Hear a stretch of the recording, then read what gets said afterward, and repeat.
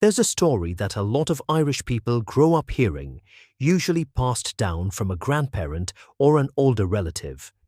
It goes something like this. Some of the Spanish Armada ships wrecked off the Irish coast in 1588, and the survivors who made it to shore stayed, married into local communities, and that's where the dark-haired, dark-eyed Irish people come from, the Black Irish.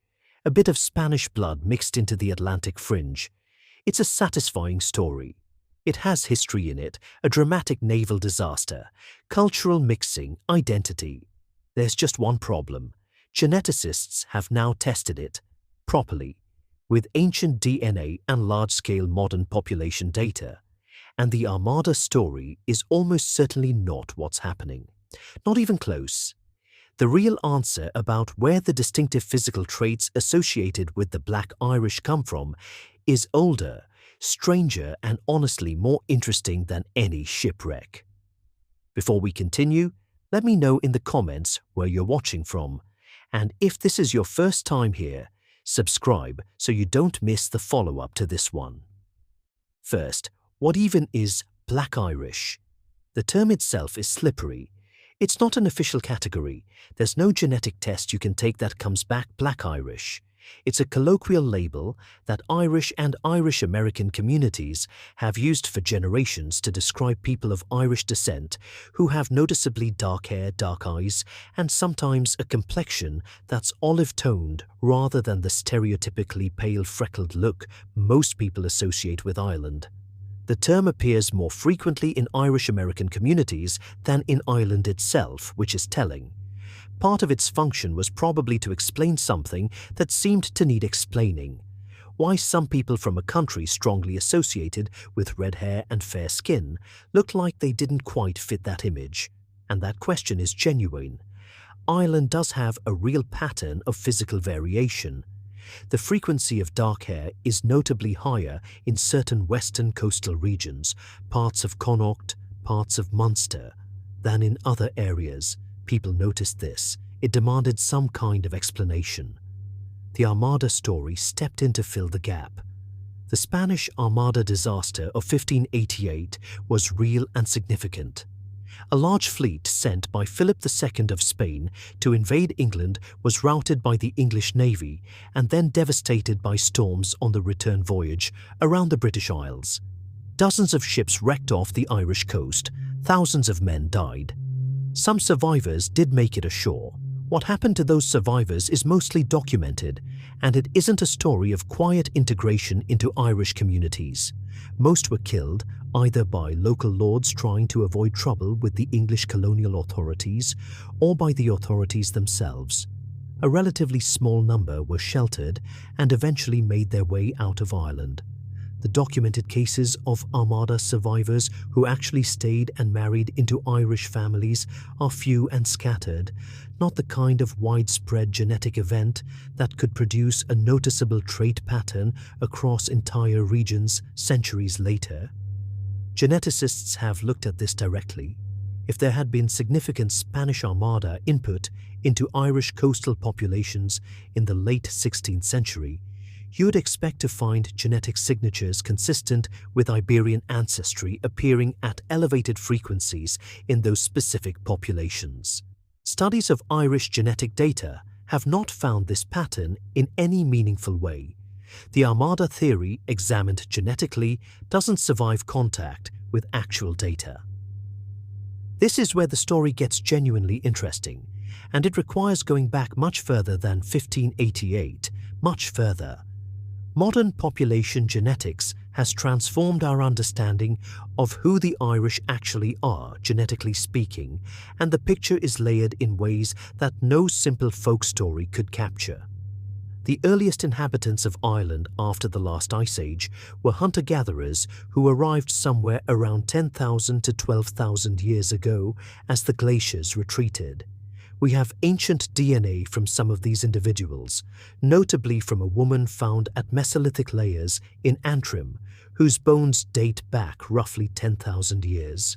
Her genome shows she had dark hair, dark eyes, and relatively dark skin. a combination typical of early European hunter-gatherers before the spread of the genetic variants associated with fair skin and light hair. That's worth sitting with for a second. The dark physical traits that people later associated with something exotic, with Spanish sailors, with outside influence, were likely present in Ireland before farming arrived, before any Bronze Age migration, before recorded history of any kind in the region. They may be among the oldest traits in the Irish gene pool. Around 4,000 to 5,000 years ago, Neolithic farmers spread into Ireland from continental Europe, likely originating ultimately from Anatolia, what is now Turkey, and spreading westward through the continent over thousands of years. These early farmers brought with them the genetic variants associated with lighter skin, which had been selectively advantageous in northern latitudes where sunlight is weaker and vitamin D synthesis through the skin matters more. This farming population largely replaced or heavily diluted the previous hunter-gatherer ancestry across much of Europe. Ireland was no exception. The genomic signature of these Neolithic farmers is substantial in modern Irish ancestry. But the key point is that the hunter-gatherer ancestry didn't disappear entirely. It persisted at different frequencies in different places, and western coastal areas of Ireland, partly due to geography and patterns of later migration, may have retained somewhat higher levels of this older ancestry than other regions. The traits associated with Black Irish, darker hair, darker eyes, are consistent with the genetic profile of those early hunter-gatherers. They don't require any foreign influx. They may simply be a deeper survival of something that was already there before anyone was keeping records.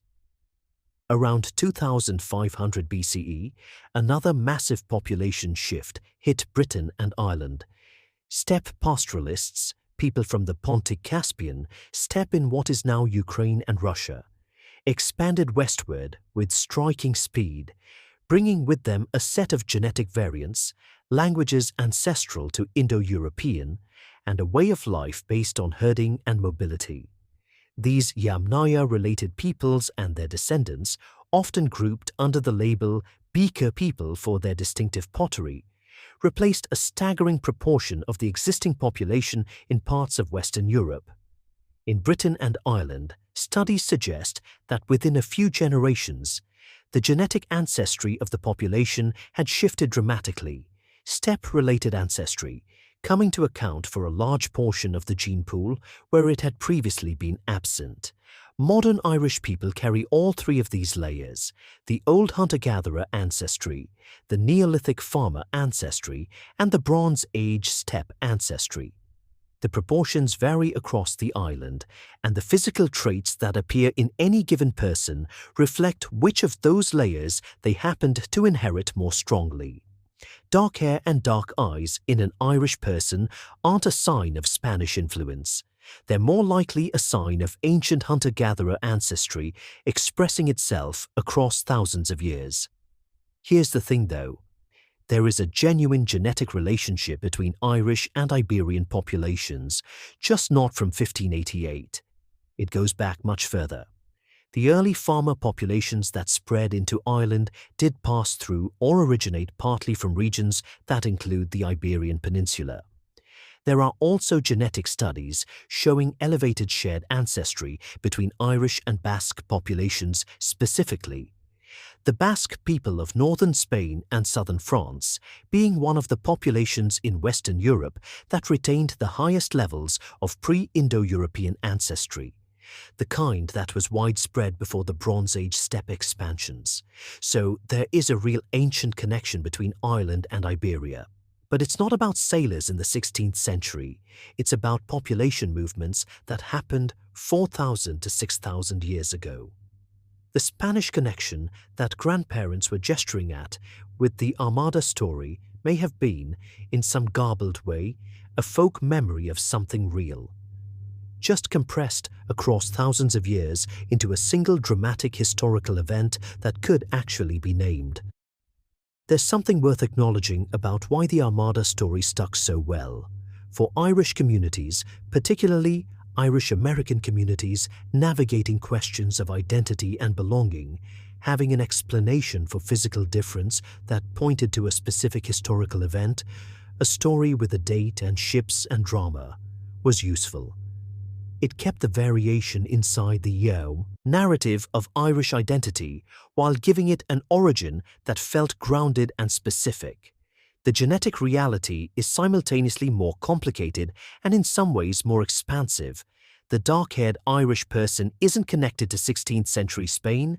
They might be connected to people who crossed into Ireland when the glaciers were still retreating, who hunted and fished along coasts that look almost recognizable today, who were among the first human beings to ever stand on that island. That's not a lesser origin story. It's an older one. Large-scale studies of Irish genetic data, including work from the Irish DNA Atlas project, which sampled over 500 Irish individuals with 4 generations of ancestry from specific regions, found that modern Irish people cluster into distinct genetic groups that broadly map onto the provinces of Ireland. Connaught in the west showed the most distinct genetic signature, with some markers suggesting higher retention of pre-Neolithic ancestry. This is consistent with the broader pattern seen across Europe, where western and northern coastal fringes tended to retain more of the old hunter-gatherer ancestry relative to more central regions that experienced heavier waves of subsequent migration. The Irish aren't genetically uniform, they never were. The island experienced the same waves of migration and mixing that shaped every population in Europe. It just absorbed them at its own pace and in its own proportions, shaped by geography, by the Atlantic to the west, by who came when and where they settled.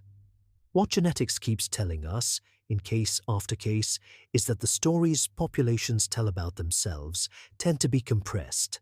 Events that feel historically significant, an Armada shipwreck, a famous battle, a noted migration, get credited with effects that actually played out across much longer timescales through processes that left no dramatic historical record because no one was writing anything down.